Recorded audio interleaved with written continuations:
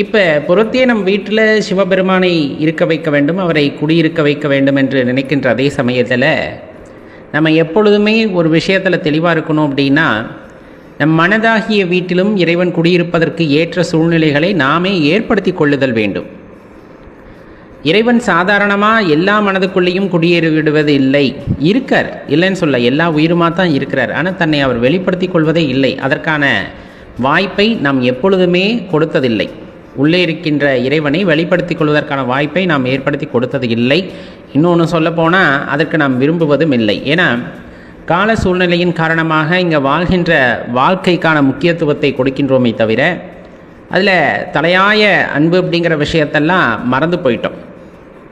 இந்த கோபம், அந்த சினம் அப்படிங்கிறது நம்ம மனசுக்குள்ளே வந்துருச்சு அப்படிங்கும் போது கண்டிப்பாக இறைவனை உணர்வது அப்படிங்கிறது அசாத்தியமான விஷயமாக போயிடும். எப்போ இந்த சினம் அப்படிங்கிறது வரும்?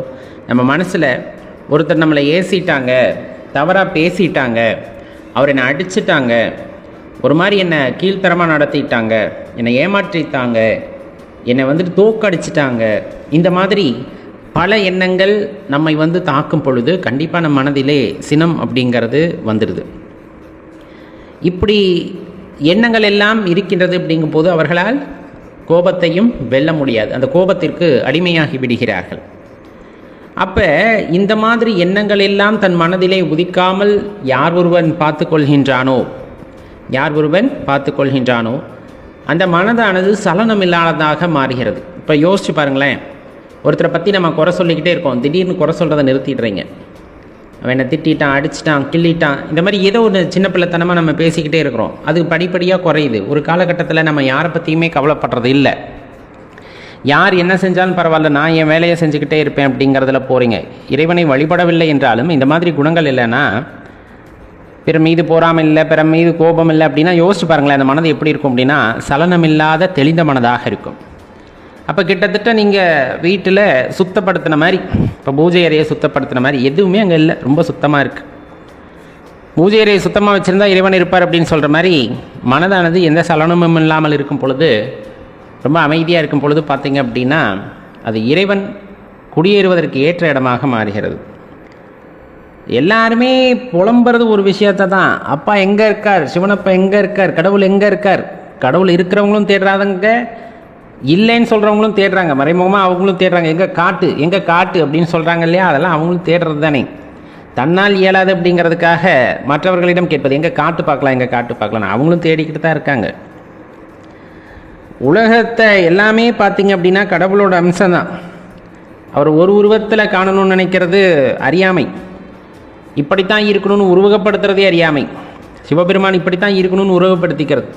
சில பேர் அவர் வெள்ளையாக இருப்பார், சில பேர் அவர் கருப்பாக இருப்பார், சில பேர் நீல நிறமாக இருப்பார், சில பேர் பச்சை நிறமாக இருப்பார். இப்படி வடிவம் கொடுக்கறதே ஒரு அறியாமை அப்படின்னே சொல்லலாம். அவருக்கு ஏது வர்ணம், அவருக்கு ஏது என்ன சொல்கிறது, என்ன உருவம், இறைவனுக்கு ஏது உருவம் சொல்லப்போனால். அப்போ நீங்கள் பார்க்கின்ற எல்லா பொருளிலும் இறை அம்சத்தோடு பார்க்கணும், அதுதான் ரொம்ப முக்கியம். எல்லா இடத்துலையும் தேடி தேடி அணையிறது அப்படிங்கிறதெல்லாம் ரொம்ப வீணான விஷயமாக போயிடும்.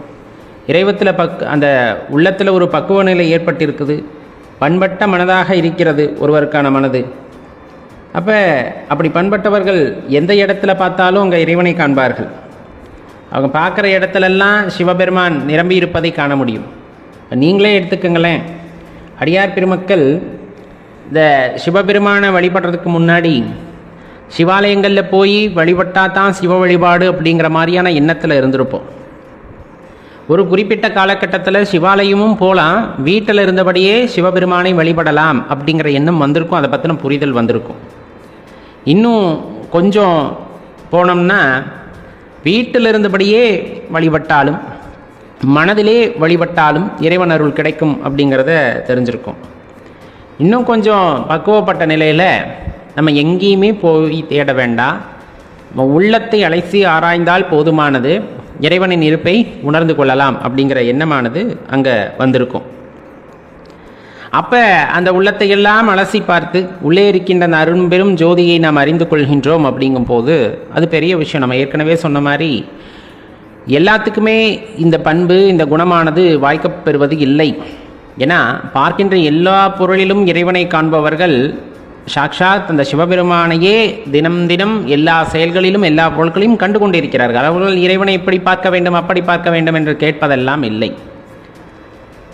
காண்கின்ற இடமெல்லாம் சிவபெருமானாக பார்க்கும் பொழுது அவரை வேறொரு வடிவிலே பார்க்க வேண்டும் என்ற எண்ணம் அவர்களுக்கு வருவது இல்லை.